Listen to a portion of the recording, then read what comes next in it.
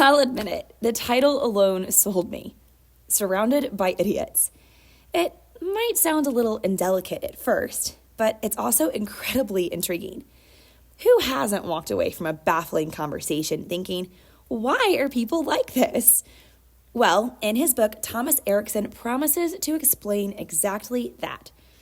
I've definitely had moments where I completely misread someone's reaction, thinking I was clear, only to realize we were on totally different wavelengths. So naturally, I had to see if Erikson could really deliver. This book is all about why people act the way they do, and it's made simple with 4 personality colors. Red people are bold, action-oriented, and love results. Yellow people are enthusiastic, chatty, and full of ideas. Green people are calm, steady, and hate conflict. And blue people are precise, analytical, and perfectionists. Erikson fills the pages with relatable examples that make you nod, laugh, and start noticing these colors everywhere, in your coworkers, your friends, and even in yourself. If you've ever done a DISC assessment, some of this might feel familiar, but Erikson makes it far more approachable and story-driven. One of the best things about this book is how easy the framework is to remember. The color system just sticks in your brain, and before you know it, you're spotting reds and blues everywhere you go. Erikson also makes the book really fun to read. It's not a dry personality test. His stories are playful, relatable, and often hilarious.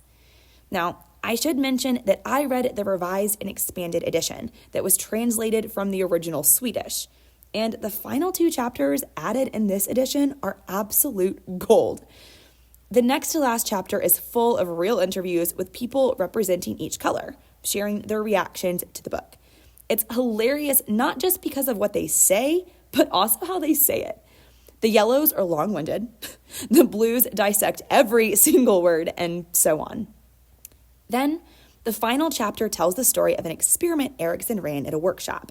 He grouped people by color and asked them to solve a problem. Reds clashed, yellows never stopped talking, greens stalled out, and blues overanalyzed every little detail.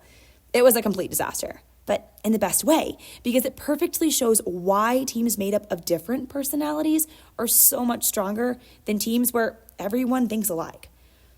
As much as I loved this book, it's not perfect. First, people rarely fit into just one color, so it can feel a little oversimplified at times.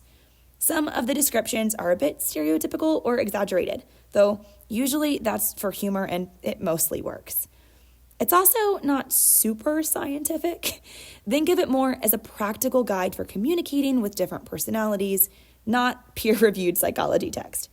That said, Erikson does include a list of further reading at the back. I've read a few of them and they were excellent, and the rest look amazing, so I'm looking forward to digging into those too. Finally, there were a few grammatical errors here and there, but honestly, I'll forgive that since this is a translation and not originally written in English. One of the biggest takeaways for me is that adaptability is a superpower. And just to be clear, this doesn't mean acting fake or changing who you are. Think of it like being multilingual.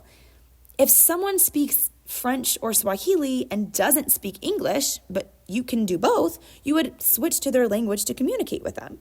It's the same with personality colors.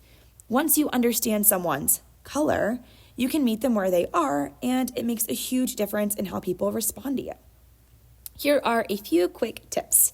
With reds, get straight to the point and focus on results. Yellows love enthusiasm and stories, so let them share ideas and celebrate their energy. Greens value patience and reassurance, so take your time and avoid pushing them too hard. And blues, they appreciate detail and accuracy, so be very thorough and organized when presenting information.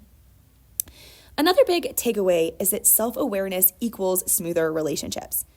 Understanding my own mix of colors has helped me finally make sense of my biggest pet peeves and why I sometimes get caught up in misunderstandings. And finally, diversity isn't optional. The final chapter drove home that a team made up of only one type of personality is basically asking for disaster. But a team with a mix of colors, that's where the magic really happens.